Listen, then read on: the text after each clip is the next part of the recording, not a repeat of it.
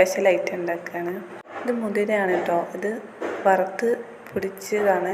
എൻ്റെ അമ്മ ഉണ്ടാക്കി തന്നതാണ് കേട്ടോ. നന്നായി കഴുകി അരിക്കണം. ഇതിൻ്റെ അടിയിൽ കല്ലുണ്ടാവാൻ ചാൻസ് ഉണ്ട്. എന്നിട്ട് ഒരു പാത്രത്തിലേക്ക് ഇട്ട് അതിൽ ആവശ്യത്തിന് വെള്ളം ഒഴിച്ച് മുളകും പൊടി, മഞ്ഞൾപ്പൊടി, ഉപ്പ് എന്നിട്ട് നന്നായി വേവിക്കാം.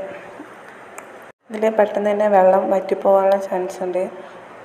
ഇങ്ങനൊരു കൺസിസ്റ്റൻസിയിലാവുമ്പോൾ നമുക്ക് ഫ്ലെയിം ഓഫാക്കാം. ഇനി വെച്ചാൽ ചിലപ്പം കരിഞ്ഞു പോകും. ഇനി നന്നായി ചൂടാറാൻ വെക്കാം കേട്ടോ. മുതിര പല സ്ഥലത്തും പല രീതിയിൽ വെക്കുന്നത് ഞാൻ കണ്ടിട്ടുണ്ട്. പക്ഷേ എനിക്കിഷ്ടം ഈ ഒരു ഇതിലാണ്. മുതിര കഴിക്കാത്തവരുണ്ടെങ്കിൽ ഈ ഒരു രീതിയിലൊന്ന് കറി വെച്ച് നോക്കാം കേട്ടോ.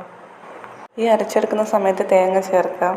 2 സ്പൂണിൽ കൂടുതൽ തേങ്ങ എടുക്കുക. ഇത് ഓവറായാലും ടേസ്റ്റ് മാറും കേട്ടോ. ഞാനിവിടെ തേങ്ങ എടുത്തിട്ടില്ല. തേങ്ങ ഇല്ലാതെയും ടേസ്റ്റ് ഉണ്ടാവും കേട്ടോ. ഇനി ഒരു പാത്രത്തിൽ എണ്ണ ഒഴിച്ച് അതിൽ ചെറിയ ഉള്ളിയും കറിവേപ്പിലയും ചേർത്ത് വറവിടാം.